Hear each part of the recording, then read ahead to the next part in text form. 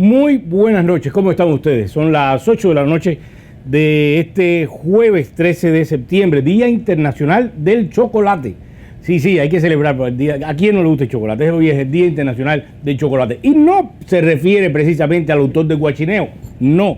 El Día del Chocolate fue instituido pues en 1995 por una iniciativa francesa en honor al escritor británico, autor de la célebre obra Charlie, la fábrica de chocolate. Y curiosamente, porque todo en el mundo está encadenado, entrelazado en algún punto, curiosamente, un día 13 de septiembre, también, pero de 1857, nació Milton Hershey, el fundador de Hershey Chocolate Company. Qué casualidad, ¿no? Usted y la gente todavía cree en la casualidad. Por cierto, de acuerdo con un estudio realizado por científicos de neurociencia, ver o comer chocolate genera una respuesta emocional muchísimo más intensa que ver una imagen erótica. ¿Usted se lo cree eso? Pues yo sí. Aunque bueno, hay imágenes eróticas que me despiertan mucho más pasión que el chocolate. Pero bueno, eso dicen los científicos de neurociencia. Un día como hoy, pero en 1985, la compañía Nintendo lanzó al mundo Super Mario Bros., el videojuego más popular de la década de los 80. Y otro 13 de septiembre, pero de 1892, José Martí, el más grande de todos los cubanos, entrega al general Máximo Gómez el mando supremo de la futura guerra de la independencia de Cuba. ¿Y de qué vamos a hablar hoy? Bueno, por más de 50 años, políticos y activistas nos han presentado proyectos, hasta ahora todos fallidos, que pretenden o han pretendido llevar la democracia a la isla. Pero hoy, en un momentico, el polémico investigador, diseñador y naturista Orlando Polo nos intentará convencer o compartirá con nosotros la idea de que es posible transformar los CDR, escuchen bien, los CDR, el Comité de Defensa de la Revolución, de ser organismos de control a herramientas democratizadoras de la sociedad cubana. Usted afile sus comentarios, prepare sus preguntas, pero eso sí, las ofensas únicamente a mí. Esto es Juan al Medio y en un minuto regresamos.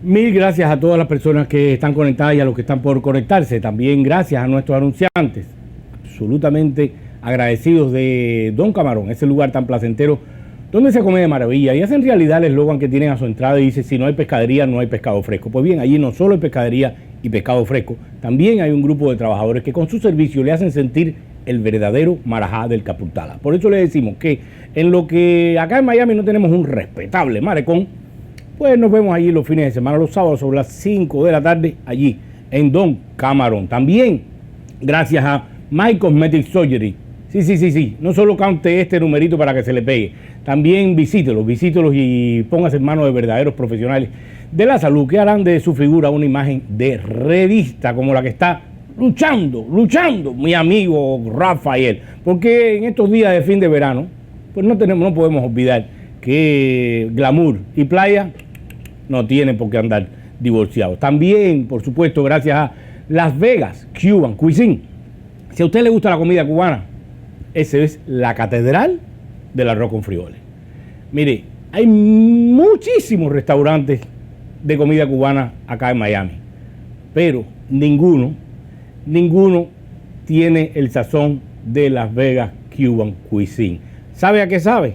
¿Sabe a qué le recuerda ese sabor? Pues cuando usted degusta la primera cucharadita, la primera, la segunda, la última y todas de esa comida, de cualquiera de esos platos, pues le viene a la mentalidad, le viene al recuerdo el sazón con que cocinaba su abuela. Si su abuela no es la abuela de Toribio, que ya sabemos que es un tanque de guerra en la cocina. No. Ahí sí se come de cine, de campeonato mundial de obesidad. Ya a esta hora son las 8:06 de la noche, así que muy buenas noches, Rafael. Buenas noches, Juan, ¿cómo estás? Encantado de conversar contigo y de estar sorteando esta joya hogareña. ¿Qué hace la gente para ganar esa joya, Juan? Bueno, mira, primero te digo que esta maravillosa aparato de la tecnología es un 3 en 1. ¿Por qué 3 en 1? Bien. Esto es capaz de limpiar, sacudir, bueno, un poco más y le cocina y le friega y le hace todo. Así que don't worry about the money. Aquí no hace falta dinero. Aquí lo único que hace falta es decir, para ganarse esta maravilla, lo único que tiene que hacer es seguir lo que dice Rafael. Ay, María, qué vago estás. Es fácil ir al canal de YouTube de Juan Medio, suscribirse y comentar en uno de los videos, sobre todo en los últimos que hemos estado posteando esta semana, cuál fue el primer plato que sirvió Las Vegas Cuban Cuisine. De antemano le estamos diciendo que pueden hacer trampa y llamarlo, y uno de los que responda bien será aleatoriamente el ganador y se podrá llevar el Dear Devil ese que hay ahí. Esto es mejor que una esposa. Esto es mejor que una esposa. Limpia, friega y no protesta, señores, no protesta, gánense lo que esto no protesta. Esto es lo mejor que se ha inventado en el planeta. Después del aire acondicionado, la carne rey, viene esto. Bueno, el primero en saludar hoy fue José Ángel Parra. Gracias. Nos manda un hola, igual que Raúl Acosta nos manda saludos. Uy, dame un chismecito que tengo. Noticia de última hora para los periodistas independientes. Y si usted no es periodista independiente, comuníqueselo a los periodistas independientes en Cuba para que saquen la noticia. Acaba de comenzar el juicio a los funcionarios implicados en la venta de pasaporte y tráfico de personas, que eran funcionarios del Consejo Nacional de Artes Escénicas y el Ministerio de Cultura, que vendían pasaportes y vendían visas y los trámites de salida del país a varios ciudadanos. Eso lo escribí en el año pasado, el 26 de junio del año pasado. Y hoy, desde entonces estaban presos, hoy acaba de comenzar el juicio. Logro con eso. Dime. Fran Morgado dice, bendiciones, Juan, y Dania Ferro está conectada como todos los días, qué linda. Gracias, Dania, muchísimas gracias. Que mira, nuestro invitado de hoy lo merece porque, bueno, ahorita vamos a estar conversando de eso. Yo pensé, cuando empezamos a hablar del tema, yo pensé que me iba a tomar el pelo, pero a mí no hay pelo que tomarme. Dime. Dice C. González, saludos amigos del programa de las 3 y inclusivos, inteligentes e insuperables. No sé si es un halago o una ofensa. No sé si es un halago o una ofensa. Porque la inteligencia no está de moda, desgraciadamente. Hay que ser como los reggaetoneros. Eso pasa, pero bueno, sí. Hijo, cada cual con su espacio, ¿no? Ya, sí, es razón. Ya como que mañana te pongas a hacer reggaetón y... No estaría mala la idea, ¿eh? Ay, no. Dice Dania, chicos, compartan los programas en sus páginas y grupo, gracias. Gracias, Dania, eres un amor. Brenda nos manda un corazoncito y una flor y una música y una pila de cosas. Eso, Brenda, siempre. Que se quiere a la aspiradora. Brenda, los familiares no mueren. Te jodiste. Fran manda saludos a todos. Silvia Fernández también. Gladys Basil. Dice Rebeca Céspedes, saludos a Rafa y a Gordón Capo.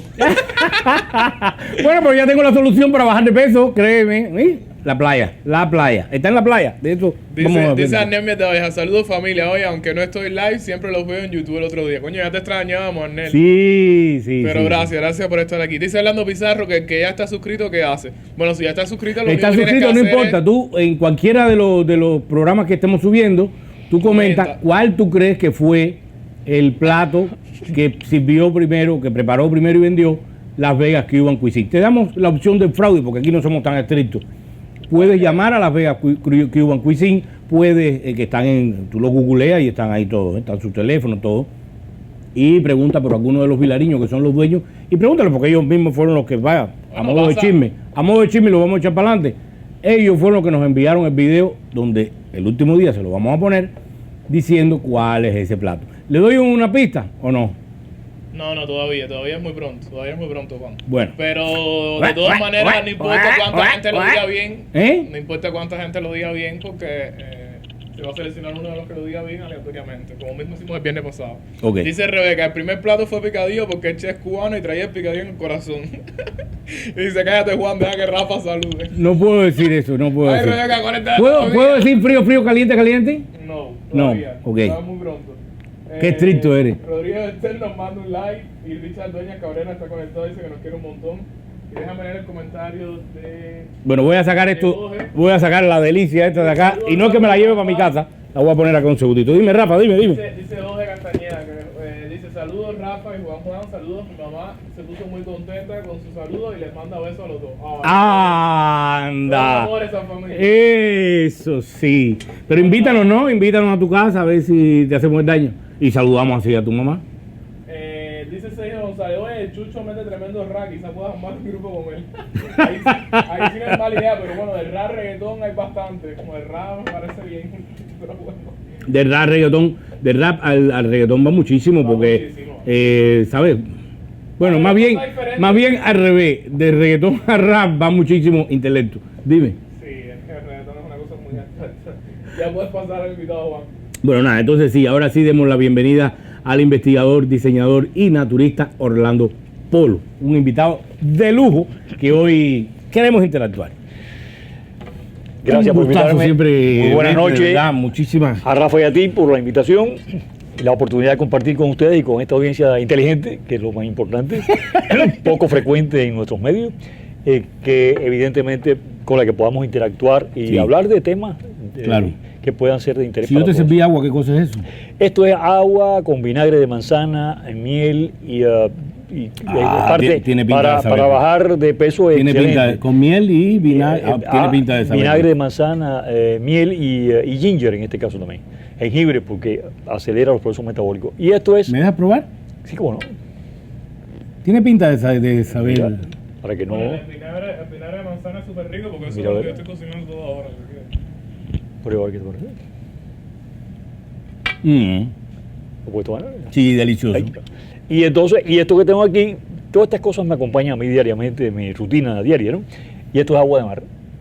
Agua de mar selecta. Claro, ¿para bañarte o qué? Porque esta es para tomarla, pero es de un lugar muy especial de la ciudad de Miami, de la playa de los perros. Teóricamente, de algunos académicos, la más contaminada de toda la Florida. Pero yo les garantizo que no es así. Esto es excelente y además tiene una cosa que no conviene, por supuesto, a las grandes transnacionales farmacéuticas, que es gratuita. Es una medicina integral, es una manera de darle al cuerpo lo que necesita, porque nosotros somos un 78% agua de mar. La vida nace del mar. Y entonces nuestros problemas carenciales están precisamente dados en la falta de una serie de elementos. En algún lugar leí hace muchos años que el cuerpo humano, en caso de una hemorragia importante, pues soportaría incluso una transfusión de agua de mar. Pero claro, eso... bueno, en unas cantidades... No, si puedes sustituir totalmente todo el torrente circulatorio, lo puedes sustituir por agua de mar, que en definitiva fue un experimento que hizo un científico francés en 1904. Los franceses son gente inteligente. Inventaron el croissant. Bueno, pues, efectivamente. y entonces él cogió 2 perros callejeros que estaban llenos de sarna, pobrecitos, enfermos, y entonces los llevó para su laboratorio, le sacó toda la sangre de las venas y se la sustituyó por una solución de agua de mar al 25%, lo que fue en ese momento.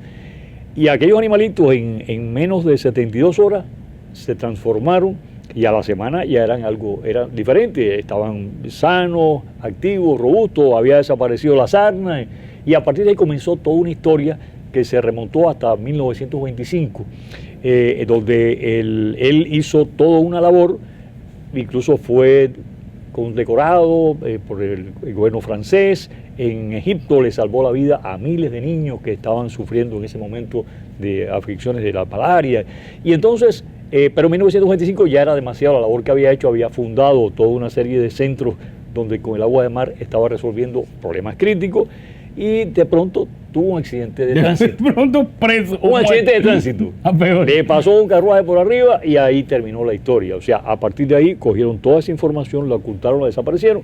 Y pasó como con el carro de motor de agua o como con Tesla y su centro de distribución de energía gratuita.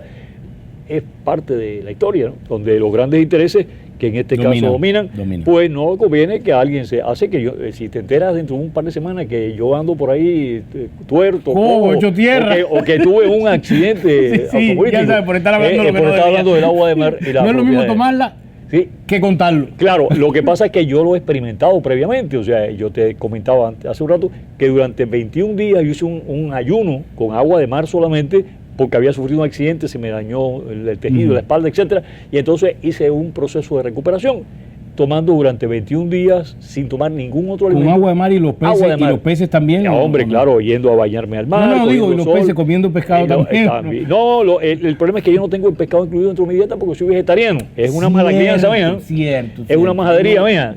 Pero bueno, no es para imponerle a nadie el concepto de vegetarianismo, pero me ha funcionado porque hace 32 años que Mechi y yo, mi esposa y yo, pues somos vegetarianos y ha coronado nuestra vida sobre esa base, ¿no? Siempre que, disculpa que te interrumpa, siempre que he visto imágenes tuyas en la televisión, yo te seguía desde Cuba, cuando yo estaba en Cuba, en la mesa, ¿cómo se llamaba aquel canal? La Cosa Nostra, la Cosa Nostra y todo eso, y otros espacios que has tenido. Yo te sigo porque me encanta tu trabajo y cómo lo explicas. Siempre te veo con Mechi. ¿Qué pasó hoy? No, el problema es que lamentablemente la mamá de Mechi, que tiene 91 años, pero estaba muy fuerte, sufrió un accidente y se fracturó la cadera izquierda. Y entonces Mechi, que tiene eso, un espíritu sobreprotector de sacrificio, pues está dedicada 24 horas, 7 días a la semana a cuidar a la madre y ha logrado un resultado impresionante. O sea, en muy corto tiempo ha tenido una recuperación fantástica. ¿Pero en el hospital o en la playa con agua de mar? Primero en el hospital, después en la playa, y el agua de mar se lo aplica en la casa. Por discrepancia de criterio con algunos otros elementos familiares no se le ha podido estar suministrando como lo haría yo, ¿no? Obvio. Para respetar la opinión de otros también, porque no queremos ser impositores en eso.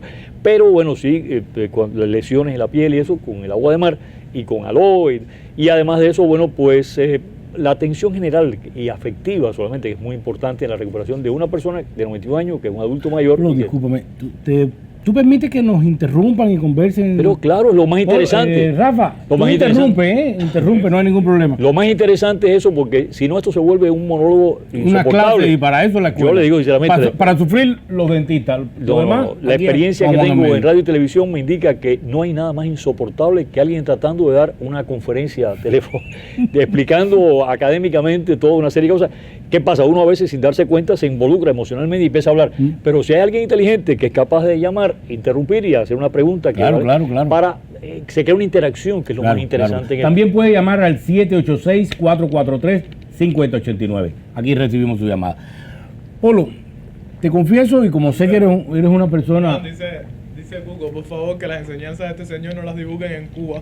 Sí, le agua en mar a todo el mundo. Bueno, quiero decirte... Con el tema de las innovaciones y el ANIR, lo generaliza en Cuba, se va a hacer el fin.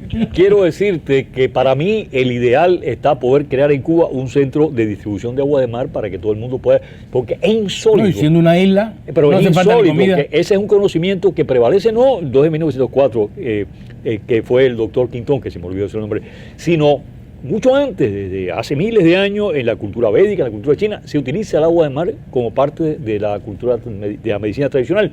Y entonces, sin embargo, en Cuba, que estamos rodeados de agua por todas partes, no ha habido la iniciativa de poner esto al servicio. Ni mucha cultura en comer pescado tampoco. Pero no, por supuesto, para resolver los problemas de la gente, aunque yo no lo coma, pero no me opongo a que otros lo hagan, ¿no? Porque es parte de una experiencia que es individual. Pero, por ejemplo, en cosas inconcebibles, en Nicaragua y en Colombia, han hecho centros de distribución de agua de mar. Hay una española, una doctora, una médico española que se estableció en Nicaragua hace 30 años, que ella viene haciendo tratamiento a sus pacientes, una médico alópata, con agua de mar, con unos resultados impresionantes. Sí, tenemos un amigo, Rancés, que vive en Punta Cana. Está conectado, qué bueno, Rancés, que me ha estado sugiriendo. ¿Cuál de los Rancés? El investigador. Bueno, yo creo que es Rancés el emperador, ¿no? Sí, pues. Dice Norge Sánchez, dice, geniales ideas, las grandes ideas siempre brotan de lo cotidiano visto desde un ángulo nuevo. Claro. Lo malo aquí es que cualquier idea que pueda destruir a la dictadura tiene 1000 enemigos. Debe estar hablando de los CDR. Sí. Dentro de la oposición, saludos de Venezuela. Logré ver la repetición en programa con Osmel, excelente. Les felicito y les mando abrazos. Y Sole Pérez nos manda saludos desde Barcelona y Milagro desde Irlanda. Wow, gracias Mili, gracias, salud por estar conectada a esta hora. Yo sé que desde Europa es bastante tarde ya. Yo sé que eres un hombre abierto Sí, y acepta todo tipo de comentarios. Y por eso voy a ser absolutamente sincero. por supuesto. Cuando escuché, la primera vez que escuché la idea de convertir los CDR de una herramienta de control a un instrumento para democratizar el país, para lograr cierta reconciliación, para lograr ciertos intereses que competen a todos los cubanos, la verdad lo primero que pensé, me quiere tomar el pelo o está fumando algo. Pero yo dije, es imposible, no me puede tomar el pelo porque yo soy capo, no puede. ¿Tú fumas algo jamaiquino? No la fumo, pero la promuevo.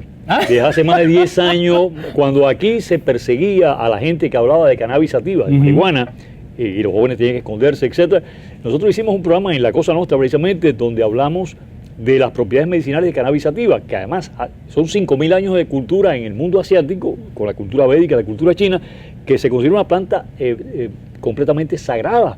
Sin embargo, aquí se ha hecho toda una persecución de esto increíble, ¿no? Claro, responde. Bueno, aquí no, en varios lugares en el mundo en general, pero bueno, pero aquí comenzó en 1930 y por intereses mezquinos, lógicamente, porque el cannabis se cultivaba en Estados Unidos hace 200 años. Washington, silvestre, pero ¿verdad? mira, Washington y Jefferson eran cañameros, o sea, sembraban cáñamo, que el cáñamo es el cannabis, pero que se utiliza con fines industriales. Entonces, o sea, la fibra es una planta fibrosa que se utiliza para hacer tejidos, etcétera, pero que tiene múltiples propiedades. Entonces, en inglés se dice hemp precisamente porque es una planta que tiene múltiples propiedades. Se puede utilizar en lo medicinal como alimenticia por sus grandes propiedades nutritivas, sus hojas, sus tallos se utiliza para múltiples usos, entre ellos con fines industriales se coge la fibra para hacer tejidos. Se puede utilizar para hacer combustible de una altísima calidad y no contaminante. Y hay todo, sí. Bueno, en 1930... No sé si has visto un video que anda corriendo por redes sociales hace mucho tiempo, no sé dónde está, pero sí, búsquelo si tienen, es muy simpático, de un cargamento de marihuana que confiscaron la policía, creo que en España, y la están incinerando. Y hay un periodista que está hablando y están quemando aquello. Y de momento empieza, y una risa, ¿sabes? Cogió un arrebato con la... Todo lo que se dice de cannabis en contra de cannabis es falso. Y está deliberadamente manipulado para crear toda una expectación negativa con respecto a cannabis. Y en Estados Unidos específicamente comenzó en 1930 porque los cañameros llegaron a ser un poder económico y político muy grande hasta la altura de los años 10, 20, 30 del siglo XX. Pero ¿qué pasó? Estaba creciendo la industria petrolera, estaba creciendo las petroquímicas, etcétera, y encontraban en los cañameros un poder opositor muy fuerte. Entonces, ¿qué se le ocurrió? Surge la crisis económica de 1929 y entonces los petroleros empezaron a diseñar una campaña sucia diciendo que esa crisis provenía de los mexicanos que habían invadido el territorio norteamericano, que eran indocumentados, una historia parecida a la que pasa ahora, y entonces, y que eran criminales, y que además eran consumidores de marihuana. Marihuana es un término despectivo que se utilizó en un momento determinado cuando las tropas norteamericanas invadían el sur de California, que los combatientes mexicanos del ejército mexicano pues utilizaban cannabis como un elemento de estímulo y los tipos pues simplemente no se sentían afectados por la guerra, no se atemorizaban. No, les patinaba. Y no se lamentaban de dolores. Y los americanos que veían eso, pues dieron cuño. Y entonces, pero en medio de aquella cosa, detectaron que había una muchacha que entraba a las tropas y le suministraba aquello. Y esa muchacha se llamaba María. Entonces, María Juana se llamaba. Y entonces los gringos... Marihuana es la que le llevaba la cosa a los mexicanos, ¿no? Entonces ellos empezaron a asociar a María Juana con aquella Con el cosa. arrebato, Y claro. empezaron a decir, bueno, ¿qué cosa es? No, marihuana, marihuana. Y ahí se quedó el término marihuana, por lo menos eso lo dicen los historiadores. Claro. Y no me creía porque no viví esa Y etapa. tiene lógica que se... Dime, Y Rafa. entonces, Dice Cuco Canora, yo creo que lo dijeron ahorita, pero no sé dice si existe alguna embotelladora de agua de mar en el mundo oficial. Sí, Que existe. podríamos tener la primicia en Cuba. existe en Europa, discreta, vaya, no con mucha fuerza. Aquí se ha intentado, pero no ha tenido, precisamente ha tenido la oposición de ciertos intereses y entonces de algún modo se han visto limitados en el mercado, le han hecho campaña sucia, Es que es etcétera. terrible, el único costo que tendría la botella, más que lo que lleva adentro. Yo lo he pensado, lo que pasa es que, bueno, es problema de tiempo y de capital, ¿no? Pero he pensado en hacerlo, no tanto para especular económicamente, que no viene mal, ¿no? Sino para proporcionar el conocimiento a la gente. Pero yo le digo, sale más económico darse una vueltecita a la playa, llevar su taponcito plástico, meterse 20 pies en el agua, a 3 pies de profundidad y 3 pies de altura, meterse en la corriente intermedia y llenar su tanque y llevarse para casa y empezarlo a tomar. Pueden diluirlo con agua destilada preferentemente, pueden diluirlo Para que no le sepa tan al salado principio, para esta es hipertónica, o sea, es tal y como yo la cojo en el mar, con menos los pececitos, pero bueno, tiene de todo, ahí tiene de todo, tiene todos los componentes que como realmente es nutritiva, ¿no? Ahí tiene fitoplancton, zooplancton, etcétera. No se descompone porque está demostrado, incluso en el Medio Oriente, en un momento determinado fue descubierto en una cueva en el Mar Negro, descubrieron una cueva que había unas botellas tapadas y qué sé yo, cuando abrieron era agua de mar y llevaba 2.300 años guardada ahí. Y estaba entera, sin problema. No había contaminación, no había bacterias. Entonces, señores, hay que acabar con los mitos. ¿te das cuenta? Sí. Entonces, Pero hay mucha gente que defiende los mitos. claro, bueno, es parte de nuestra vida cotidiana. Además, detrás de cada uno de esos mitos hay muchas cosas. Entre ellos, hay intereses que saben manipular esos mitos para someter a la gente, mantenerlos bajo la ignorancia, el desconocimiento o el temor de estas Claro. cosas. Y hablando de mitos, Juan, dime. igual el otro, espérate. Dime. Dice, Carlos Hernández te manda buenas noches y dice que fue que te llamó por la mañana. Sí. Y Eliezer Amaguet. Oh, gracias por conectarte. Gracias. Sí, que él no sabía cómo conectarse directo, los había visto siempre en YouTube. Eliezer Amaguet dice que a él le han llamado y le han escrito por Facebook la antigua jefa de la zona del CDR del barrio. Bueno, hablando, dime. Espérate. Y dice Jaime Ponce, dice que le había dicho a la policía que lo que él cultivaba era con fines textiles y que no le creyeron. Dice Rancé que está en los laboratorios Kingston en Europa, pero la venden y el agua de mar es gratis para todos. El Rancés es el que nos está hablando magnífico. constantemente. Pero claro. Me ha estado diciendo que invite a una persona, lo hemos estado llamando, pero no hemos logrado comunicar. Pero ¿A quién no? a una persona acá en Miami que da conferencias sobre el tema El del doctor agua. Gracias, ¿será? That's right. Eso. Excelente. Es el tipo que más sabe aquí en este tema. Lleva años trabajando experimentalmente sobre eso. Lo tiene incorporado a parte de su vida cotidiana. Es un factor inspirador. Y aunque lamentablemente yo no estoy en contacto con él ahora, hace muchos años lo conocí, tuve la oportunidad de conversar con él sobre una serie de teorías que tenía, porque él es un veterinario, es español venezolano, pero un tipo cultísimo, inteligente y muy sencillo y muy didáctico en sus cosas. Y otra doctora argentina en también nos internet dijo. lo pueden buscar. Sí. Doctor, Dice Sole Pérez, brillante paisano y divina su copata. claro, Sí, que mira el tiro blanco tiene ese. tiene su misterio. Esta corbata, esto que está aquí, date cuenta que plantea un centro que tiene que ver con la glándula timo, que es la glándula que controla todas nuestras funciones basales. Y entonces, que es una glándula que hasta los 25 años, pues va desarrollándose y a los 25 años deja de desarrollarse y crecer, y eso marca el ciclo de maduración de la especie humana. O sea, todas las especies tienen un ciclo de maduración. La especie humana a los 25 años alcanza su maduración biológica. Se supone que toda especie viva 5 veces la edad de su madurez biológica. Nosotros deberíamos vivir 125 años. Caramba, sí. Y entonces lo que pasa es que no... Bueno, no, Fidel se empañó ahí en tirarle a los 120 años. Casi pero lo logra. No le tiró. Casi lo logra. Lo que pasa es que tenía ciertas debilidades que lo llevaron a desviar Sí, su tenía mucha debilidad. pero en realidad, biológicamente hablando, sí es posible. Yo aspiro a vivir de los 125 años. Claro, no quiere decir necesariamente que uno lo logre del todo, pero bueno, no hay peor gestión que la que no se hace. Claro. Entonces, claro. proponerse siempre metas altas para uno poder, porque si te planteas cosas Te que tengan la propones 10 años, bueno, ya te fuiste, ya, ¿qué pasa? No llega. Sandra le pregunta que si los ciudadanos que viven en Cuba, en lugares como Boca de Camarioca, que el agua es salobre, que si es saludable tomarla. Sí, pero esa es la de la pila. Bueno, la de la pila por lo general, si es tratada químicamente para mejorarla, como dicen los especialistas, yo no se la recomiendo. Si vive en Camarioca, vaya a la playa, coge el agua en el mar, que es la mejor fuente y es económica, y no tienes el riesgo que le hayan echado nada, que a veces le echan cosas no solamente para mejorarla, sino para controlar nuestras emociones, porque el flúor y todo eso tiene una función de modificadora de nuestro comportamiento, de nuestra conducta, y son medios químicos de manipulación del comportamiento humano. Dice Jaime Pons que él es de Guanama, pero que el agua, si se la bebe salobre, que es muy fuerte. Ese, pero él habla de la pila, la de la llave. Pero ahí viene el agua con sal viene por No, él está hablando de agua de mar. El agua con sal. El agua salobre no es el agua con sal. No, el agua salobre, creo yo que está hablando, pregúntale. Pero el agua de mar. Está hablando del agua de la llave, que es medio salobre, en esa zona de... Claro, si es salobre quiere decir que tiene una filtro. No, puede ser que el mar esté penetrando al manto freático y le dé esa característica. Pero lo mejor, para salir de duda, es irse al mar.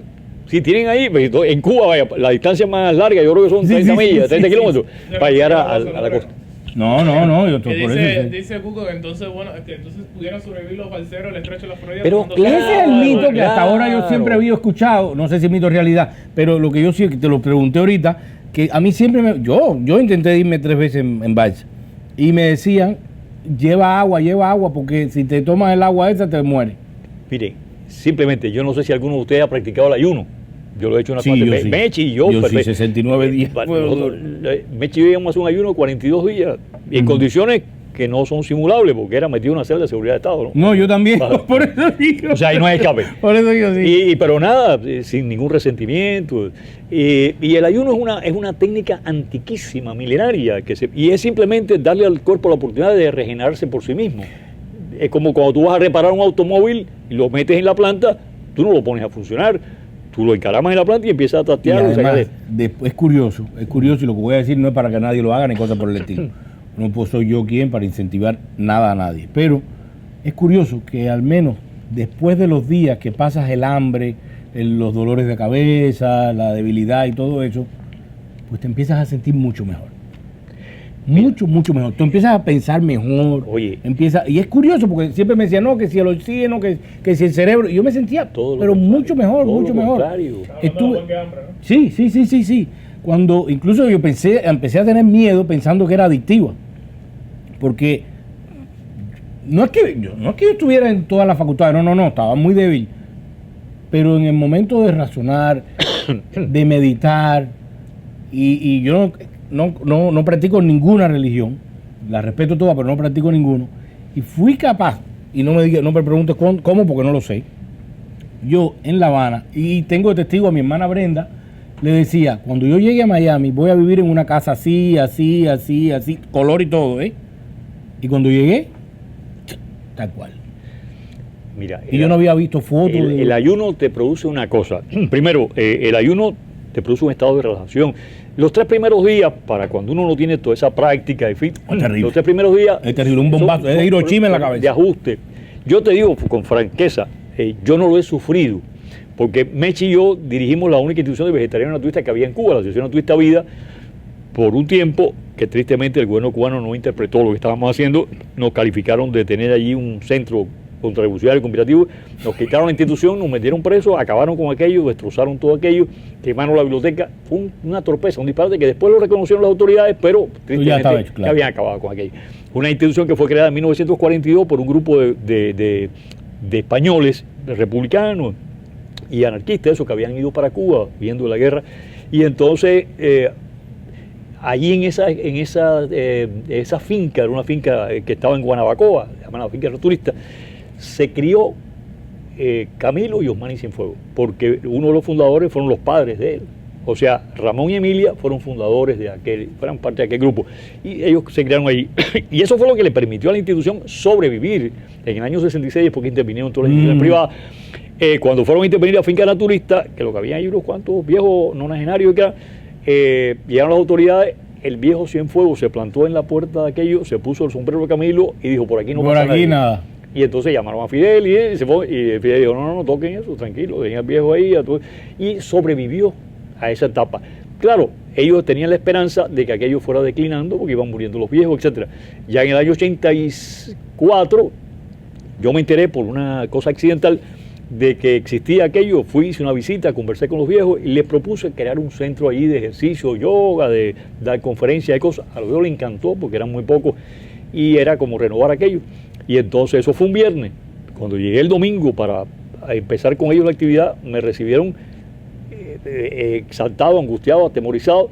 Y entonces me dijeron, no podemos hacer nada. Y entonces me enteré por uno de ellos que vino y me lo dijo al oído, que la seguridad había estado ahí, ni se les ocurra abrirle espacio aquí a Polo y a su gente, porque le cerramos esto. Entonces, bueno, yo cogí y le dije, no, tranquilo, no se ponga nervioso. Cogí y me fui. Me fui, en el año 85 inicié una primera cruzada por la paz y la vida, recorriendo toda Cuba a pie, hacía un teatro en la calle con un perro Doberman. Y, en fin, tuve esa experiencia al regresar de esa cruzada que fue hecha en saludo al tercer congreso del partido. No, es parte de la contextualización. Fui haciendo teatro en la calle y haciendo toda una serie de eventos que un día tendremos tiempo de conversar de eso. Y al regreso, bueno, pues me encontré, no me dejaron regresar a pie. Y yo salí de la casa natal de Martí, atravesé el Cambrai, salí porque eran 3 puntos de contacto con Martí. Salí de la casa natal de Martí. No, hasta el cementerio de Santa Ifigenia. Entonces, de la casa natal de Martí, atravesé todo el Cambrai, subí la Sierra Maestra, fui a ver y después bajé y ya en el cementerio, cuando llegué en el último momento ahí, hablando con Martí, llegaron 2 Rangers. Vamos, se acabó la charla con el apóstol. Hasta aquí llegó la caminata. Se acabó la charla con el apóstol. Me montaron un chaica y me llevaron para La Habana fresco. Con tú sabes que una Doberman, cosa simpática y curiosa que me pasó, bueno, constantemente lo dicen aquí, hijo de pincho, no sé qué, todas esas cosas. Pero una de las veces que ya estaba bastante decaído con este ayuno tan largo que hice, no porque yo quería, sino provocado. Por las circunstancias, claro. Me llevaron al Calixto García, al hospital Calixto García, y me sacaron sangre, porque yo estaba decaído y tal. Y el doctor, que está acá en Miami ya, me dice, caramba, hasta pasé una huelga de hambre que se hijo de pincho. Tu hemoglobina está altísima, no sé qué, no sé cuánto. Y yo dije, caramba. La experiencia de ayuno es muy reconfortante, porque mira, claro, nos cogieron a Mechi y a mí, nos separaron, yo no sabía dónde estaba Mechi, y antes de separarnos, que nos quitaron la finca naturista, eso, que acordamos, bueno, hasta que no nos dejen ver de nuevo, vamos a hacer un ayuno indefinido. La seguridad me insistía en que era una huelga de hambre. Decía, no, eso no es una huelga de hambre. La huelga de hambre implica toda una serie de emociones que no están comprendidas en esto. Simplemente nosotros somos naturistas, somos vegetarianos. Entonces, lo lógico es que si yo estoy metido en una condición excepcional, vaya, sería un abuso de mi parte plantearle a ustedes que me dieran una dieta vegetariana aquí en seguridad, ¿no? Vaya, sería un abuso de confianza. Bastante que me han dado alojamiento. Me han dado una celda a mí solo, con la posibilidad de hacer lo que me da la gana aquí adentro. ¿Tú sabes lo que haría un monje budista por una celda con la seguridad de Estado? Eso es una cosa o una monja de clausura. Eso es como un hotel de 5 estrellas, ¿no? Y entonces yo disfrutaba aquello. Emprendí entonces mi ayuno. No era comprensible para los guardias, ¿no? Venían a inspeccionarme y cada coño, pero tú no vas a... Entonces me traían, se aparecían con una bandeja con comida, sí, a mí también. Y entonces yo le decía, chico, coño, eso debe ser para algún general o con algo que está en la otra celda. Porque yo creo que ustedes se equivocaron, porque eso no es parte de mi dieta. Y yo se lo agradezco inmensamente, porque yo sé que para esto ustedes es una cosa suculenta, pero para mí no, a mí es todo que me da ganas de vomitar. Si no trae lechuga, tranquilo. No. Entonces yo decía, tráeme un ajo. Un diente de ajo. Oye, pero un diente de ajo. Y entonces, por ahí yo tomaba mi agua. ¿Qué pasa? Ya al tercer día de estar ahí, bueno, primero yo no experimenté, te voy a ser sincero, ya yo había hecho muchos ayunos, Mechi y yo habíamos hecho muchos ayunos, entonces yo al tercer día ya yo estaba en forma y entonces empecé a hacer 6 tandas de ejercicios diarios. El ejercicio era, claro, tienes una celda, entonces era correr la celda así, así, pararme de cabeza, que se yo, hacer sin baisana, hacía yoga en esa época, sin baisana, que se yo. Claro, una cosa muy especial, tú sabes que allí en seguridad tú no puedes estar desnudo, tienes que tener la ropa. Pero bueno, por una cosa de la vida, yo me quitaba la ropa y me quedaba desnudo. Y entonces hacía una postura que en yoga se llama silvaisana, que paraba cabeza. Pero yo deliberadamente me paraba de cabeza pegado a la puerta, donde abrían las rejitas. Exacto, cuando abrían las rejitas, el instrumento. Lo que me movían era los testículos. El instrumento. Y entonces aquello desencadenaba una crisis. Entonces yo le decía, no. Caramba, me encanta conversar contigo. Un error. Aparte de yo, eres la única persona que he visto hablar de esas cosas sin resentimiento y con agradecimiento. no sé si con agradecimiento, con sí, agradecimiento. con sentido del humor. Es una Yo experiencia recuerdo cuando me vivencial. metían las veces ahí en Villa y había alguien en la celda y tal, y de mal humor y no sé qué, y hablar de castrocomunismo y no sé qué. Ya, eso, vamos a cantar. Y nos poníamos a cantar y entonces eso ponía más molesto todavía a los carceleros. Y eso, esto no es para cantar. Tuve una experiencia. ¿Qué me va a hacer? ¿Me va a matar? Si ya... A los 34 días de estar allí, que ya no soportaban, hice varias cosas. Entre ellos organicé con los mismos muchachos guardias que estaban ahí, que eran hijos como tú, Sí. Que ellos se motivaban de verme haciendo ejercicio y de pronto, por la madrugada, muchos de ellos apagaban las cámaras y se colaban y empezaban a conversar conmigo de extraterrestres, de yoga. Sí. Entonces creamos una cosa que llamamos el grupo Los Delfines, con los muchachos. Los delfines, imagínate tú, con los guardias ahí, el grupo. Y aquello fue un fenómeno muy interesante. Cada uno de ellos, yo no tenía intención de crear nada negativo, sino al contrario, motivarlos a investigar sobre todos estos temas. Y eso fue lo que pasó. Y los muchachos, por su cuenta, empezaron a hacer sus cosas. Entonces, bueno, llegó un momento que se creó una tensión allí y cogieron y me sacaron y me metieron en Mazorra, porque lo que decía... A mí también, ahí en el... No en Mazorra, pero en el... No, a mí me metieron primero en la sala Carbón. Está ahí en Zapata. Ah, bueno. Ahí en el edificio de arriba. Ahí, me metieron en Carbón. una sala de Carbón Servía, que lo controlaba la seguridad. Pero al llegar a Carbón Servía me encontré un fenómeno ahí que tuve una discusión con los guardias, no sé qué, porque estaban abusando un muchacho, por los derechos humanos, y se armó un rollo y yo empecé a tirar almohadas de cama y de ahí me sacaron, ya tú sabes, con camisa de fuerza, y me metieron en Castellano, que era la sala de castigo, que eran 21 celdas tipo colonial, y los que estaban ahí todos eran esquizofrénicos crónicos.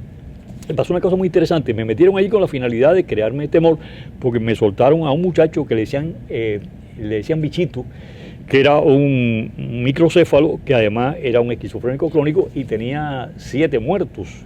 Había matado a 7 tipos, le había mordido la clavija, la yugular, le había sacado... Entonces, el tipo era pobrecito, era feo, era impresionante, tú veías de noche que te salía así. Y entonces me lo soltaron allí.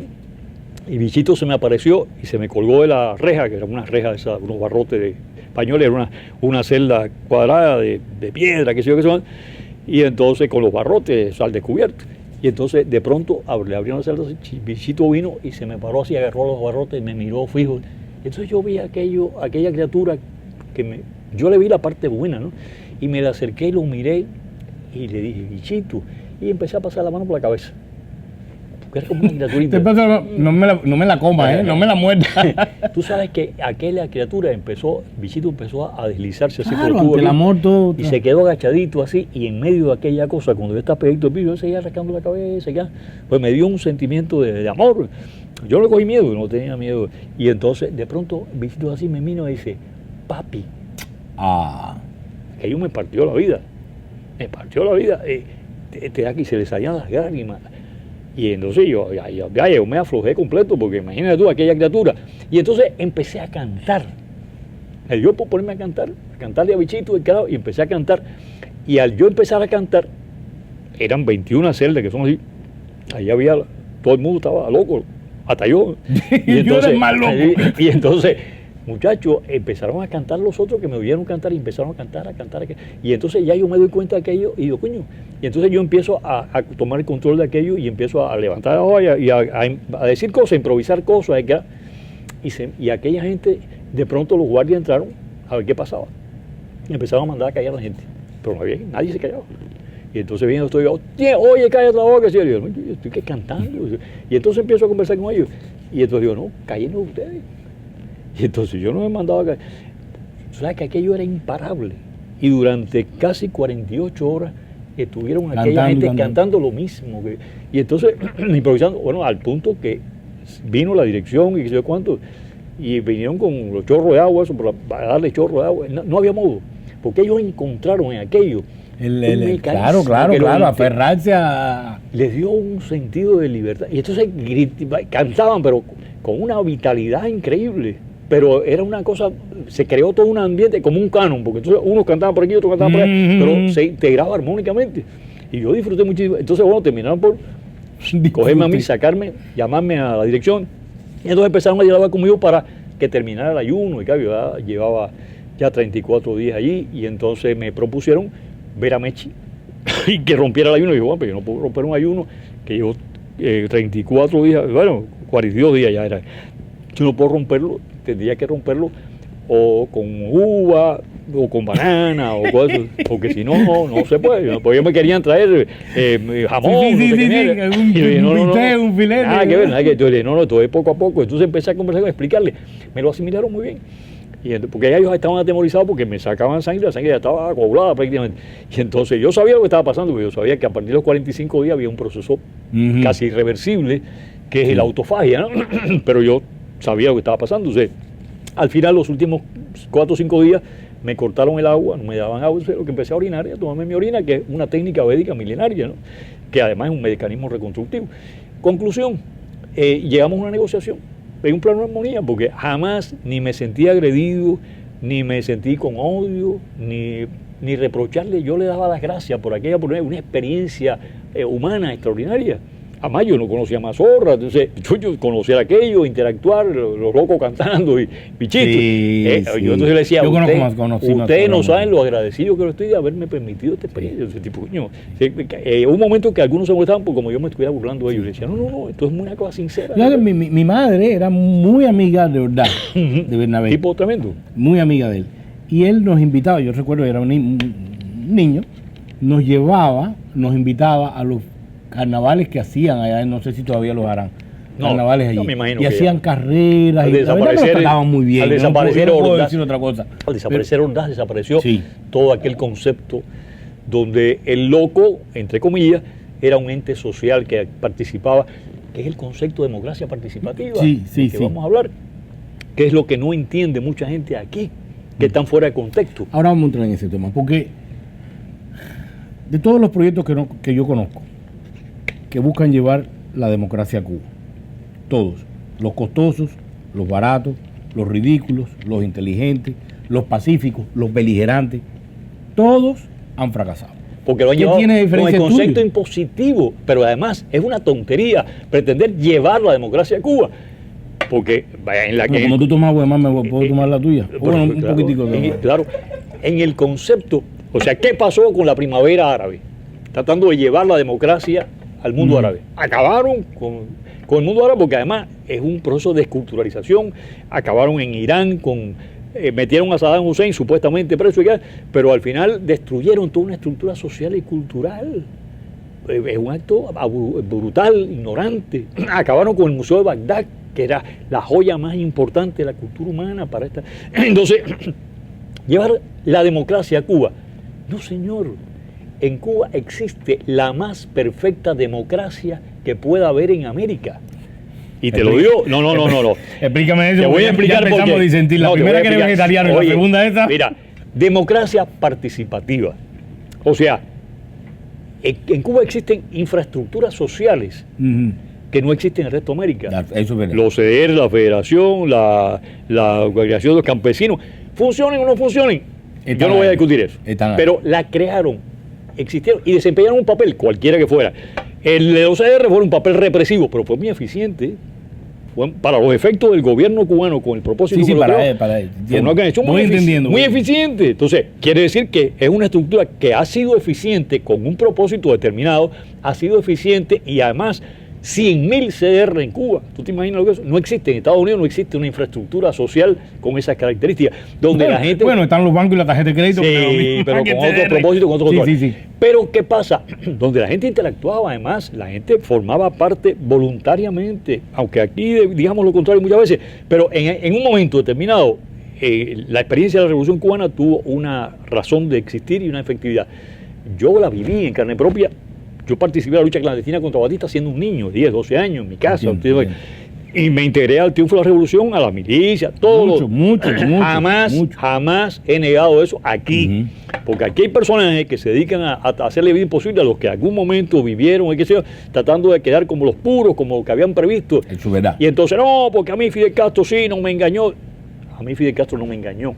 A mí Fidel Castro me convenció. Claro. Porque su argumento era muy sólido. Además, yo viví una experiencia, aquí se dice que la etapa de Batista y de Prío, una etapa de libertades y no sé qué, y entonces la democracia. Yo la viví, a mí no me lo pueden contar. A mí no me pueden hacer la historia de la pureza y el desarrollo. No, porque yo viví la corrupción, el latrocinio, el abuso, lo viví incluso de joven, lo que era la policía, quién era Carratalá, Ventura, qué fue Orfila. Vaya, por favor, Sí. no me justifique. Ahora, Sí, pero esto terminó siendo otra vez. pero bueno, ¿qué pasa? Fidel Castro tuvo un proyecto que según los investigadores no fue propiamente de él, venía mucho antes, había otros intereses, detrás estaba el Partido Comunista. Partido Sí. Comunista que además paradójicamente, que cuando tú hablas aquí en Versalles con la gente, ahora con el tema de la Constitución que se discute, no, porque la Constitución del 40, entonces te hablan de la Constitución como el ejemplo de la perfecta Constitución. Y la hicieron los comunistas. Pero cuño, pero si me arroga que ha tenido que presidir la Comisión Constitucional. sí, O sea, sí. Es una contradicción, es un acto ignorante, o yo no sé, o estúpido. O sea, ¿cómo tú me vas a decir que la Constitución 40 era el ejemplo de perfección de Constitución? Entonces le está dando la razón a lo que le hicieron. ¿Te das cuenta? Dime algo bueno que hayan hecho los comunistas. Bueno, la Constitución La de Constitución de 40. 40. Y además crearon una infraestructura perfecta. O sea, tenían el control de los sindicatos, de qué sé yo cuánto. Y entonces cuando al triunfo de la revolución de Fidel Castro llegar, qué sé yo, que en eso también tuvo parte de responsabilidad el gobierno de los Estados Unidos, porque ahí la inteligencia norteamericana, todo el mundo participó para que Fidel Castro ocupara la posición que ocupó, sin duda a duda. Y hay elementos demostrativos de eso. Herbert Matthews fue a la Sierra Maestra y hizo una entrevista que la pusieron en el New York Times, que hizo a Fidel el héroe internacional. Entonces, vamos a definir las cosas. Y hay muchos que hoy aquí se llenan la boca para decir, no, porque yo soy anticomunista, no sé. Eran parte de la historia, vivieron aquello y compartieron y le dieron el abrazo al comandante y estaban detrás de él para salir en la foto. No me hagan esto, yo lo conozco. Sí, yo también. Y lo viví. Y yo sí no me escondo para decirlo. Entonces, simplemente es una hipocresía, una doble moral. Entonces, además, aquí hay gente que lleva 60 años viviendo del cuento de derrocar a Fidel Castro, de invadir, de no sé qué, recibiendo dinero del Fondo para la Democracia. Pero, ¿qué han hecho por liberar a Cuba en 60 años? ¿Qué han hecho? ¿Cuál es el resultado de todo ese dinero, de millones de dólares que han gastado en viajecitos, a conferencias aquí y allá? ¿Cuál es el resultado? Porque estamos en un país capitalista. Este es un régimen donde se analizan objetivamente desde un punto de vista económico los resultados de los eventos. O sea, si tú actúas con el concepto de una empresa de hacer una inversión para algo, tiene que tener un resultado. Si no eres un fracasado. Claro. No sé, Ahí visto, sí. Pero paradójicamente, los que llevan 60 años diciendo que van a hacer y no han hecho nada, han estado recibiendo fondos del gobierno de Estados Unidos. ¿Dónde están los resultados? Y no ha pasado nada. Pero el no ha pasado nada no es un fracaso para ellos, sino es el resultado de una experiencia personal donde se han consagrado, donde han viajado por el mundo, han dado conferencias, están reconocidos y hablan aquí todos los días, salen en la televisión como héroes. Y yo, pero espérate. Entonces, no, porque vamos a salvar al pueblo de Cuba, vamos a liberar al pueblo de Cuba. Pero eso es montado en un Mercedes del año, o en un Rolls Royce, no sé, o andando en un jet privado. Entonces, espérate, esa es otra historia. No me vayas a decir que tú vas a tratar de salvar, de liberar, de llevar la democracia a Cuba. No, en Cuba existe, te digo, la infraestructura más perfecta de democracia participativa. Y en eso hay un científico venezolano, Fiallo, que hizo una labor, cubano-venezolano, Fiallo, que hizo una labor de investigación interesantísima, que el gobierno de Cuba sorpresivamente le dio la oportunidad de ir a expresar eso en Cuba. Yo estoy por la vía de que no de llevar la democracia a Cuba, sino de rescatar esas instituciones democráticas que existen en Cuba y que no están funcionando y que en un momento también estuvieron al servicio de otros intereses que no son exactamente lo que uno percibe. ¿Cuáles son los intereses que deben defenderse? Los intereses de un pueblo que debe poder ejercer de manera autosuficiente su labor creativa. Pero ¿cómo convences a la presidenta del CDR o al ideológico del CDR que en lugar de estar velando que si aquel entró con 2 habas de más o que si recibe a no sé quién o que si escucha Radio Martillo, que si no sé qué eso era ¿cómo lo convences de decirle? Eso era en el año 60, 70. Okay. La realidad, el problema es que aquí hay una descontextualización deliberada, probablemente, de lo que pasa en Cuba actualmente. La gente, hoy la cosa ideológica en Cuba ha desaparecido. Decirme en Cuba que fulano es comunista y que no sé qué, que la CDR eso no existe. Eso no existe, eso es irreal completamente. La gente en Cuba está luchando por la supervivencia. Esa es la realidad, sí. Por la supervivencia, pero dentro de eso hay talento, sí. Hay gente creadorísima, hay gente muy inteligente, muy bien formada. Fidel Castro hábilmente creó una infraestructura social y creó todo un movimiento cultural para hacer, bueno, en su megalomanía, lo que fuera, creó cientos de miles de técnicos y científicos, investigadores, academias de ciencia y no sé qué, institutos de investigaciones, que está ahí, que funciona más o menos, que si no tiene recursos, que se aquí, que se allá, pero están ahí, los talentos están ahí, y muchos están aquí ya, por supuesto, pero tristemente están aquí. Yo todos los días me encuentro con muchos de ellos. Por ejemplo, ayer yo estaba conversando con un oncólogo de una calificación tremenda que está trabajando en León Medical Center, limpiando el piso. Oncólogo de una calificación, tipo cirujano, oncólogo, que era del equipo Marinelo, genial, pero tú vino para acá. el idioma, otra Y entonces cultura. no, y tiene que hacer su reválida de qué sé yo, qué sé cuánto. Entonces ese tipo está limpiando los baños, poniendo servilletas, carajo. Es un crimen, un tipo con una formación profesional increíble, que para sobrevivir y subsistir, ¿quién es culpable de eso? El gobierno cubano. sin El duda. gobierno cubano tiene una gran responsabilidad en eso, indudablemente. Pero a pesar de eso, tenemos que volver a correr el cartelito que le decíamos, gracias Fidel, que se ponía, la gente lo ponía, ¿te acuerdas? Al principio de la reunión, Esta es tu casa, gracias Fidel, esta es tu casa, Fidel, gracias Fidel. Yo no había nacido, pero bueno, Yo lo sí, conozco. y yo le sigo dando las gracias. ¿Por qué? Porque yo he tenido el privilegio de vivir una experiencia, una aventura social, cultural, extraordinaria. Recibí golpe, patada por los fondillos, me quitaron la casa, y todas esas cosas. Es el precio que tuve que pagar. ¿Por qué? Porque, bueno, hice cosas que no convenían a los intereses establecidos. Y no por un problema solamente de institución de la revolución, sino el oportunismo, o sea, gente intermedia que lo que estaban era temeroso de que uno, por ciertas iniciativas, pues le quitara la posición. Entonces, te hacían... Yo hablaba con Rafa, que Rafa me decía, yo estudié en el Instituto de Diseño. Yo fundé el Instituto Nacional de Diseño. Y yo fundé el Instituto Nacional de Diseño y los 3 primeros años hice toda una labor. Hice una labor no solo yo, sino con un equipo que reunía a un grupo de talentos, 45 profesores que estaban todos marginados, incluso extranjeros que los tenían allí, que no tenían, nadie los utilizaba, y reunía a toda esa gente, circunstancias muy especiales. Cuando Hicimos Celia todo. creó el Londi. No, porque bueno, después de eso, Iván Espín estaba dirigiendo el grupo. Sí, yo sé. Pero Iván entró en crisis por la separación de Vilma, que sé yo, que sé cuánto, no sé qué, una historia de esa Sí. familiar, y al Ajá. final había problemas con Raúl. Iván, bueno, pues tenía su problema de que tenía su inclinación sexual, de selección sexual, y entonces quisieron hacerlo talco, ¿no? Los oportunistas. No, Sí, espérate, sí, ya, conozco la historia, ya conozco la Raúl historia no lo ve. Bueno, hay que partirle para arriba al tipo y congraciarnos con Raúl y echarle tierra. Entonces Conozco la historia. me llamaron a mí para que fuera parte, para que fuera ejecutor de eso, ¿no? O sea, coño, hay que hacer la vida imposible, Iván, y tú que estás en la cosa, el proyecto de la escuela de diseño. Y yo le dije, ok. Fui a ver a Iván y le dije, mira, ahí esto, me han planteado esto y esto y esto. Que él era arquitecto. Sí, un tipo inteligentísimo, yo además. sé, yo Y sé. tenía un grupo de gente Lo ahí conocí, muy talentosa. lo Muy conocí. talentosa. Entonces, yo le dije, mira, yo creo que esto es inmoral y además, pero bueno, de todas maneras, ten cuidado porque lo que quieren es partirte el cuello. Entonces, no sé qué tú quieras hacer con esto. Tienes 5 alumnos, te van a quitar presupuesto y quieren fundir esta escuela que formaba parte del Instituto del Ministerio de Industria Ligera, cuando Nora Frometa era ministra. Que Nora me hizo la propuesta a mí de integrar. Lo que pasa es que el Ministerio de Cultura no quiso aceptar en ese momento. Y entonces le dije, bueno, entonces me dijo, no, yo lo sé, pero bueno, imagínate, yo no puedo hacer nada. Al final, bueno, terminó aquello, desintegraron la escuela de Iván, mandaron a Iván para humillarlo, lo mandaron para mi escuela, para que yo fuera el que dirigiera a Iván. Y yo me negué a eso. Vaya, nunca yo he servido para esas cosas, ¿no? Y además, a pesar de que me han tratado de utilizar. Y entonces le dije, no, mire, Iván, no sé, si te tienen que poner en la nómina de la escuela, te ponen. Y si tú tienes que ser el director de la escuela, tú eres, a mí no me interesa, porque yo estoy haciendo mi proyecto aquí, pero yo me siento, no sé, no soy capaz de hacer.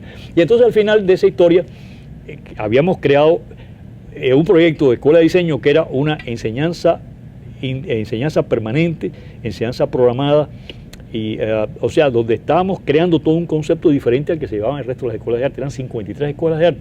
El único director de escuela de arte que tenía acceso al ministro era yo, porque había creado una cosa llamada equipo de trabajos especiales, y entonces me di a la tarea de poner a los alumnos a hacer labor social, cultural y el carajo, y hacer proyectos de diseño con instituciones, con ministerios, no sé qué, en el ICR. O sea, le dimos proyectamos, o sea, a mí no me interesaba tanto que creciera la escuela con edificios, que el ideal de todo el mundo que tenía el gran edificio. No, a mí me daba la oportunidad de expandirme.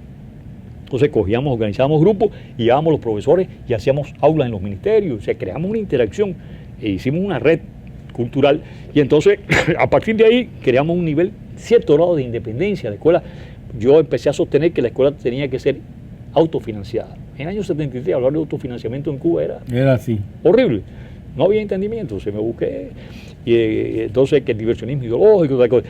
Y entonces, imagínate, un programa, aplicamos una serie de conceptos matemáticos, que era la organización de los exámenes, que se apartaba de lo primario que eran las escuelas de arte, era muy elemental, la estructura y todo. Nosotros creamos hoy un laboratorio, una cosa donde todo el mundo tenía participación, el concepto de democracia participativa, donde todo el mundo aportaba, claro. Cada profesor era responsable de su clase, se transformaban las clases, se enriquecían con la opinión de los alumnos, o sea, hay una interacción, y eso fue lo que hizo crecer rápidamente. Y volviendo al tema del CDR, ¿cómo? Yo tuve que explicar. Queda poquitico tiempo. Sí. ¿Qué tiempo nos queda? Bueno, ya se acabó, pero aunque sea, toquen un poquito el tema y nada, para saludar a toda la gente que está conectada rápido, a Jaime, a Sole, a Arnel, a Alfredo, que están ahí teniendo todos un debate entre ellos ahí, así que... Bueno, mi experiencia es, mi propuesta es, yo quiero crear una cosa que se llama el Club de los Búhos. Okay. El búho como símbolo de sabiduría. El búho como un elemento actuante que a partir de las culturas antiguas, Atenea, etcétera.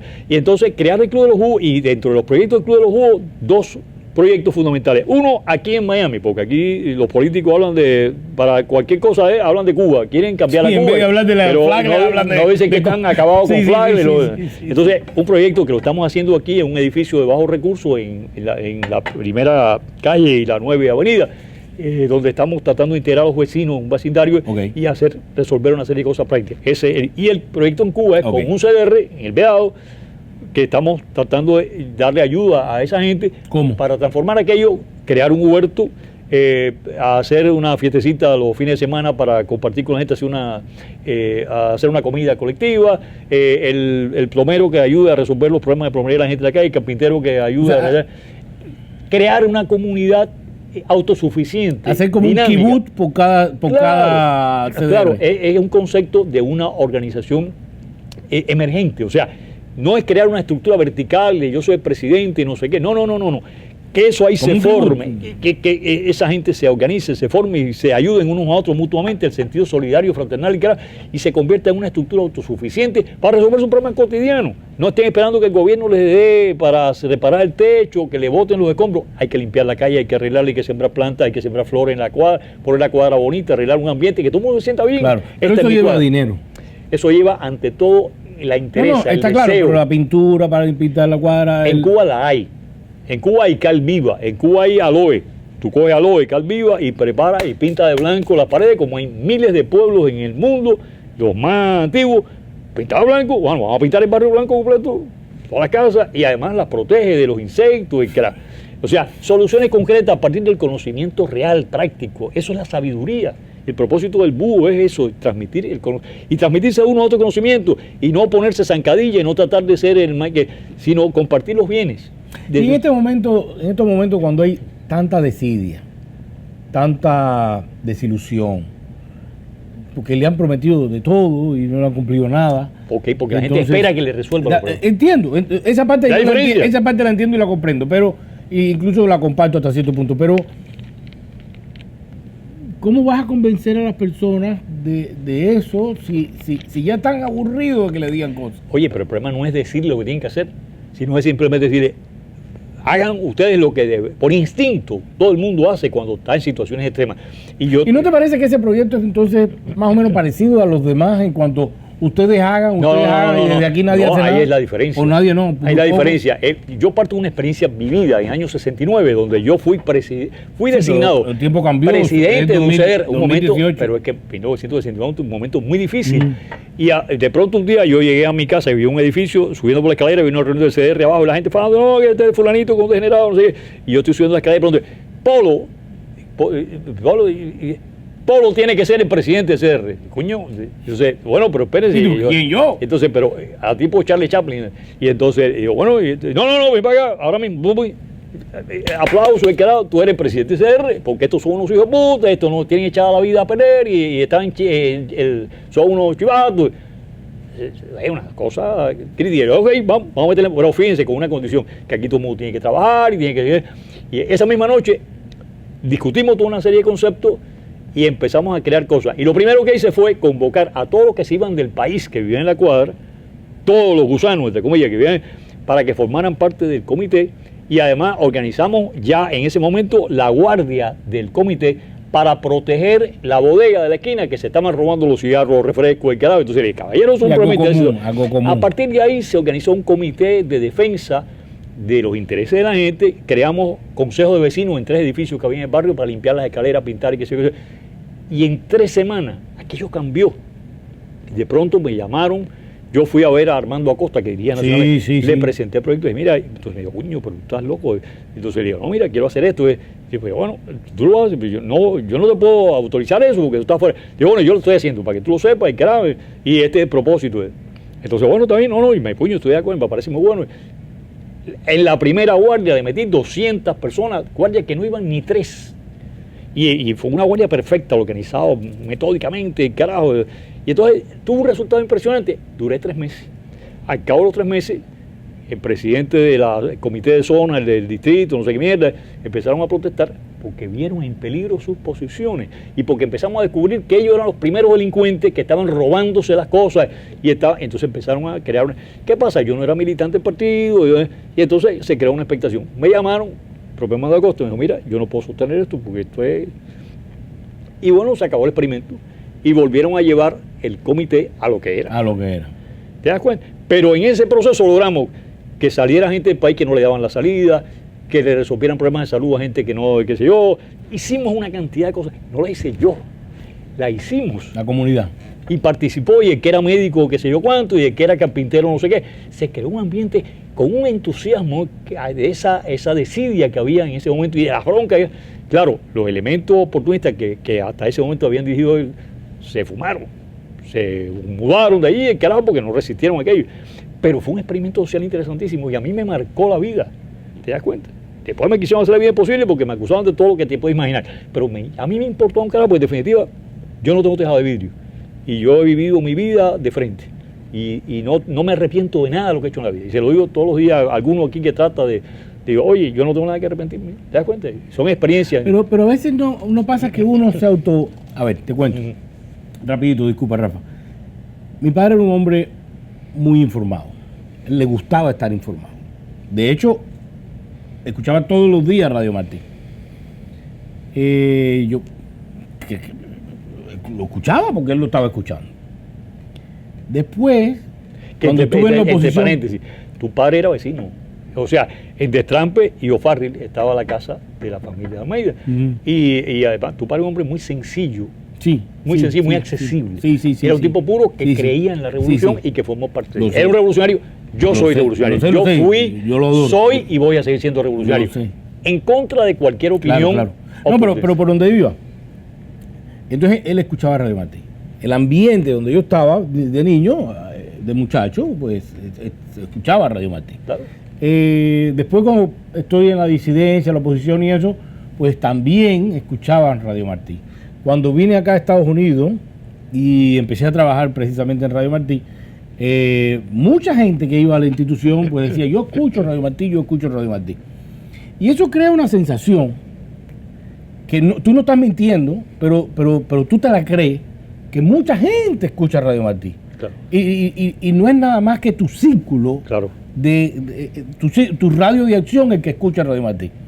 Como en el movimiento de derechos humanos. Exacto, y me di cuenta de eso porque cuando empecé a conversar con gente que no era de ese medio, pues no sabía ni que Radio Martí existía. Y otros me decían, pero eso no fue lo de la novela Esmeralda, aquella, no sé qué, no sé cuánto. Y empecé a darme cuenta que yo estaba autoengañado.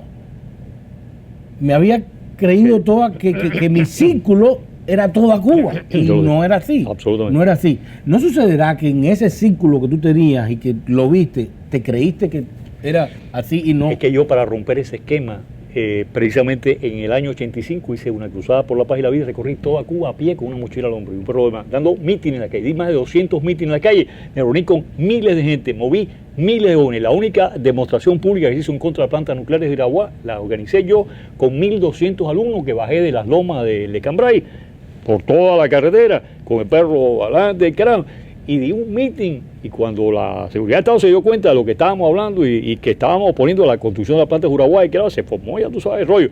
me extraditaron, o sea, me sacaron, me cogieron, me cargaron y me dijeron, no puedes pasar por Cienfuegos, a partir de ahora está prohibido tu paso por Cienfuegos.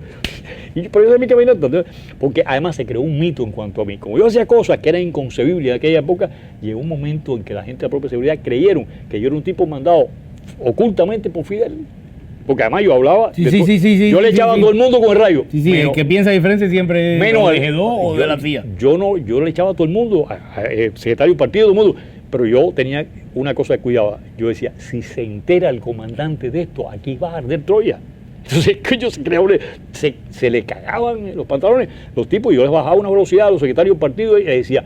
Y además yo me enteraba de todos los chismes, porque iba caminando por la carretera, me encontraba con la gente del pueblo en la calle, me contaban toda la historia, fulanito, que es la familia no sé quién, la querida no sé cuánto, me enteraba de todos los chismes. Cuando yo llegaba al comité del partido, ya lo sabía la historia de todo el mundo, y cogía ahí a los tipos y los sacudía, y los tipos se aterrorizaban porque pensaban que yo venía de La Habana con toda esa información, la seguridad, y les metía un miedo de carajo. Entonces los obligaba a resolver problemas que estaban pendientes hace años, exigiéndole como si yo fuera mandado por el comandante.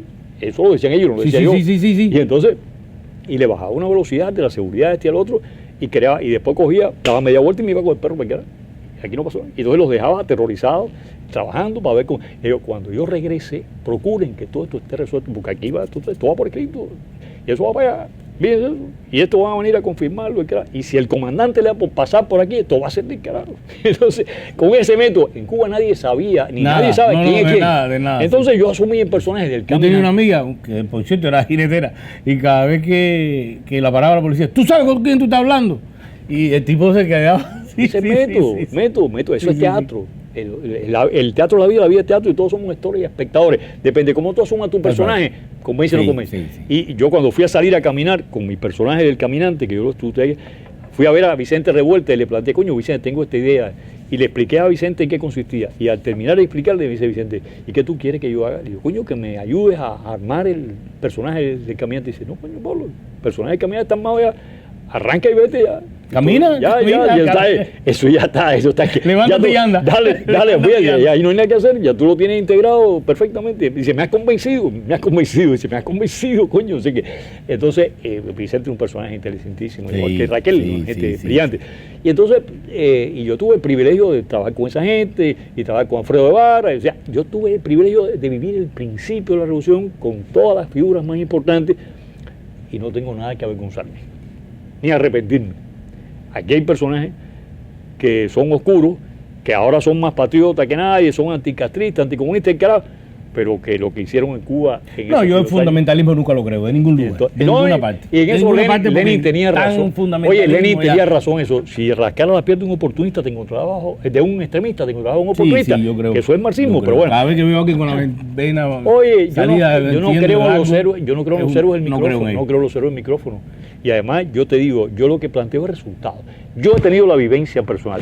Yo no soy perfecto, no es que el proyecto mío sea más inteligente ni más capaz, pero conozco la realidad de Cuba tal, y además estoy actualizado. Mechi ha hecho 6 viajes a Cuba en los últimos 3 años y hemos llevado ayuda específica a la gente. ¿A los CDR? A todas partes. Sí, y además, pero no para ir a subvertir a nadie. No, ayudar de verdad, no ayudar, mira, te traje una silla de ruedas y para que tírate la foto para que me la... No. Creyendo, además, a nosotros no nos interesa ni desestabilizar al gobierno, ni matar a Raúl Castro, ni Díaz Canel de hablar mal de... No, a mí lo que me interesa es resolver los problemas cotidianos de la gente que como nosotros en un momento determinado, y gente que incluso en momentos más críticos nuestros nos ayudaron en una mano, hay que ser agradecidos. Entonces a esa gente llevarle y transmitir ese mensaje. Mi aspiración es poder insertarme en la realidad de Cuba cuanto antes posible para llevar a vías de hecho eso, y coger un CDR y ponerme a trabajar y demostrarle lo que se puede hacer en Cuba increíblemente, los recursos naturales que hay, las cosas, poner al servicio el agua de mar, sembrar cannabis, que Cuba debería ser el primer productor de cannabis en América, ¿te das cuenta? Cáñamo, que el lugar está sembrando cáñamo. Bueno, cuando caiga preso me llama, yo te voy a mandar algo. Claro. Y te digo, oye, si nosotros fuimos capaces hace 10 años de sacar el escudo y defender el derecho al uso de cannabis, y tuvimos un enfrentamiento, un programa de televisión con 3 agentes de la DEA, que se creían que nosotros éramos retrasados mentales. Sí, que no éramos los fumadores. El mismo discursito, y cuando lo cogimos y le fundamos y le demostramos lo que había detrás de todo eso, se levantaron en el segundo segmento y dijeron que le habíamos hecho una encerrona y se fueron para acá, porque no podían, porque tenían el mismo discurso de siempre, la demagogia, y porque además la ignorancia. Entonces, nosotros teníamos el argumento científico. Porque yo te digo personalmente, yo respeto todo lo de... Yo soy un hombre realmente democrático. Y no es que cada día lucho por ser más democrático. Te lo siento. Pero yo estoy en contra de la droga. De verdad, yo estoy absolutamente en contra. Pero es que cannabis no es la droga convencional, no es cocaína. Ahí se empieza. No, eso es falso. Eso es lo que el argumento que utilizan precisamente la DEA, que además... Yo tengo familiares que han estado ingresados. Precisamente por eso estoy en contra de eso. Porque no han utilizado cannabis pura, porque lo que utilizan es la porquería que venden aquí, que es una cosa que mezclan con químicos y le hacen un daño terrible a la gente. Nosotros hemos tenido la oportunidad de ir a California. Fuimos a hacer un estudio en el Triángulo Verde, o sea, en el condado de Humboldt, que es el más rico y más poderoso de todos los Estados Unidos y que ha vivido por 200 años sembrando cáñamo. Y siembran cáñamo y viven de eso. Viven de eso. Y ahí no hay, ni los federales, y cuando pasa, se llevan mira para otro lado, mira un Gondi por allá. Por ahí ha pasado todo el mundo. Entonces, chico, vamos a hablar realmente. Nosotros estuvimos allí, vimos cómo vive esa gente. Son redneck, esa gente llevan 200 años, la familia ahí sembrando cáñamo, el carajo. Ahí no hay quien meta la mano para decir, ustedes son marihuaneros. Hay una universidad, la Universidad de Cannabis, la única que hay en este país, que enseñan a la gente desde el ABC, de cómo se siembra la planta, de todo el proceso y toda la cultura en torno al cannabis, incluso el concepto védico, la historia de la cultura china. Entonces, coño. No, yo no estoy en contra de que nadie lo haga, pero yo no, por ejemplo, yo nunca he fumado. Ahora, si yo me puedo tomar un té de cannabis puro, que yo puedo cogerme una motica esa y todo, lo he hecho. Y, sí. O sea, y además el aceite de cannabis. Yo no soy puro, yo menos parir he hecho de todo. Bueno, el aceite de cannabis, los cannabinoides tienen unas propiedades medicinales extraordinarias. Y entonces tú ves que hay toda una intriga, un ocultamiento. Niños con asma que tienen convulsiones, que la única forma de salvarlos es dándole cannabis, dándole los cannabinoides. Y tú ves que le niegan esa posibilidad por un problema de moral. Mentira. Detrás de esa moral es intereses mezquinos, deshumanizados. Porque no conviene que se demuestre lo que se puede lograr con el agua de mar, o con el cannabis, o con el vinagre de manzana, porque le tumba el negocio a las grandes transnacionales farmacéuticas que son las que están detrás de eso, que están totalmente deshumanizadas, y que lo que quiere la gente se suma en la ignorancia, en el temor, en la inseguridad, para poder ellos mantener un mercado cautivo. Esa es la realidad. Claro, Rafa, oye, te voy a... te echar por el programa. Por la mitad del segundo programa ya. Ya, oye, muchísimas gracias, pero te voy a invitar otra vez porque de verdad me ha encantado conversar contigo. Bueno, te quiero integrar y a Rafa en el Club de los Búhos. Marihuana, todos los en el Club de los Búhos. No, y el cannabis vamos a podemos hacer un programa específicamente para que te des cuenta qué pasó a partir de 1930 con los cañameros y por qué en este país, en lugar de utilizar el cannabis como fuente de combustible, como lo trató de hacer Henry Ford, cuando Henry Ford armó el modelo T número 100 de 1930, el modelo T, y que se hizo, la carrocería fue hecha a base de plástico de cannabis. La llanta era de madera. No, todo fue hecho con cáñamo. Todo, el carro de cáñamo. Y el combustible era de cáñamo. No, me imagino que el chofer ahí encendía. Y entonces, ¿qué hizo? Tiraba para arriba lo que tiraba. Pero ¿qué hicieron la industria de petrolera? Llamaron al tipo y le dijeron, oye, si tú quieres que tu familia pueda disfrutar de tus éxitos en esta industria, saca de circulación este carro y mételo en el museo, porque si no, la semana que viene va a empezar a desaparecer todo. Lo cogieron. El tipo tuvo que coger el carro, lo sacó y lo metió en el museo y no se habló más del carro de Cañamón. Porque si no le iba a costar la vida a la familia Ford, hubieran desaparecido como ha pasado con otra gente. Entonces, como pasó con el que creó el motor de agua, combustible. Claro. Entonces, son intereses mezquinos, terribles, pero existen, es parte de nuestra realidad y tenemos que saber interactuar con ellas. O sea, sin miedo. Muchísimo. Miedo no hay que tener. Miedo no, solo quizás un poco de... No, aquí hay una sola vida, entonces tú tienes la posibilidad. El problema es mantenerte en el tablero, porque esto es un gran tablero de ajedrez. Mientras que tú no rompas las reglas del juego, tú puedes mantenerte, saber hasta dónde puedes llegar y sin poner en riesgo a nadie. Pues bueno, yo sí me pongo en riesgo todo lo que me dé la gana porque es mi responsabilidad. La primera responsabilidad de todos los demás es responsabilidad sobre sí mismo. Absolutamente. Pero el soberano del planeta es embarcar a otro en un proyecto tuyo es criminal. No, eso yo no lo hago. Eso que han hecho aquí, que han llevado a la gente. No, yo no hago eso. Eso es inmoral. Es inmoral. Entonces, por eso te digo que la gente en Cuba luche por su independencia, por su autonomía. que no se rebele, que no salga para la calle a gritar que si los derechos humanos, que eso es mentira. Yo formé parte de la fundación del primer grupo de derechos humanos con Elizardo Sánchez, Bofil y todo eso. Oye, lo que hay que luchar es por la autonomía, por la independencia y aprovechar esas infraestructuras de democracia participativa y darle forma y ponerla a trabajar. Y no importa que esté Canelo, fulanito, menganito, eso a ti no te interesa. Haz tu propio gobierno, haz tu propio espacio, haz tu propia estructura y lucha por ti, por tu familia, por tu comunidad y punto. Y que el resto del mundo, ¿te das cuenta? Pero no pongas en riesgo la seguridad de nadie, ni salgas a defender la bandera de nadie, que eso está respondiendo a los intereses de otros. Defiende en primer término, a ti, a tu familia, que es la columna vertebral de la sociedad, y a tu comunidad. Y a partir de ahí, todo se resuelve. Y en Cuba están todos los recursos naturales para hacer del país una maravilla. Tristemente, Fidel... Los administradores han sido malos. Bueno, han sido buenos para su propio bienestar. Es que ni eso. Sí, como no, han vivido a toda leche muchos. Claro, hay muchos. Ahí diciendo mucho. Bueno, pero hay Todavía no conozco un dirigente cubano que tenga un Rolls Royce. Todavía no conozco un dirigente cubano que había un techo. Pero sí, en comparación con el resto de la población, han vivido a todo. O sea, han tenido privilegios que no han tenido otra gente. Eso sí. Claro, son escalas de privilegios muy elementales, pero bueno, independientemente de eso, están muy por encima de la media. Si esos recursos que se han dilapidado tristemente yo no creo que hayan sido ladrones, yo creo que han sido muy malos administradores, cosa que es juzgable, por supuesto, pero ladrones... No, pero mira, no podemos buscando todavía no podemos seguir buscando culpables y los resentimientos. No. Pero culpabilidad jurídica tiene que haber en algún claro, pero tienen que ir el dinero. Pero bueno, dilapidado que es peor que la corrupción. Oye, es una forma peor, igual que la corrupción. Aquí se habla de... Pero si es que aquí en Miami tenemos la infraestructura de poder del gobierno cubano. O sea, la inteligencia cubana ha armado aquí una estructura, un tinglado, y han comprado propiedades y han hecho una serie de cosas. Y están penetrados hasta el tuétano aquí en Miami. Y además, muchas veces vienen mucha gente, entre comillas, disidentes, entre comillas, que son gente fabricada por la inteligencia cubana, muy bien hecho, muy bien armado, muy bien conformado, y vienen y los llevan hasta el Congreso y los presentan como héroes, claro, buscando otros intereses. Es una mentira, pero tristemente con esa mentira han vivido unos cuantos, pero han dejado de que otros muchos puedan disfrutar. Como decía mi abuela, cada cual vive con la mentira que le conviene. Claro, entonces bueno, mire chicos, lo que te digo, antes había una frase en Cuba, decía, tiburón se baña pero salpica, pero estos tiburones no, los tiburones se quieren comer todas las sardinas, entonces lo único que hay que decirle, mira, está bueno ya de hablar de que el gobierno de los Estados Unidos invada Cuba lo que hace falta, dejen que los cubanos resuelvan. El gobierno americano no le importa. No, al contrario, yo creo que Trump en su segundo mandato es el que va a resolver, como dicen aquí, el problema de Cuba, pero no de la manera que piensa el exilio tradicional. Yo estoy seguro que él, que es un negociante, un hombre de negocio, va a sentarse con las autoridades. Vamos a llegar a un acuerdo.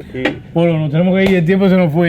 Te invito el lunes, martes, el día que tú quieras para seguir conversando. Bueno, los invito a tomar agua de mar. Los traigo. Voy a empezar vinagre de manzana. Esta me convenció. Chao. Mañana nos vemos si Dios quiere y el diablo lo permite. No se pierda la próxima conversación con Polo. Esto no se puede quedar así. Chao. Hola Juan, ¿qué diferencia hay entre la lipo láser y la lipo Vaser? Una de las preguntas que más se repite en las redes sociales es la diferencia entre la lipo Vaser y la lipo láser. La lipo Vaser es un aditamento que se pone a una cánula con la que no se extrae grasa, pero que emite unas ondas ultrasónicas que hace, junto con el líquido que se inyecta entre la piel y el músculo, que la grasa empiece a burbujear y por supuesto se disuelva, se suavice, y que cuando se introduzca la cánula para extraer la grasa sea mucho más fácil. Por eso se llama lipo Vaser o High Definition, porque con ella podemos definir mejor la figura de la mujer o del hombre que vayamos a hacer. En la lipo láser se hace toda la liposucción convencional y al final se pasa un láser entre la piel y el músculo, por supuesto, para lograr cauterizar algunos vasitos que puedan quedar, para mejorar la piel, la agresión que se le haya podido hacer en el momento de la liposucción, y además para ayudar a que esa piel se pegue mucho más rápido. Esa es la diferencia. Son dos procedimientos completamente diferentes, pero los dos muy muy efectivos. Así que si quieres cualquiera de los dos, 305-264-9636 y cántalo para que se te pegue. 305-264-9636, My Cosmetic Surgery.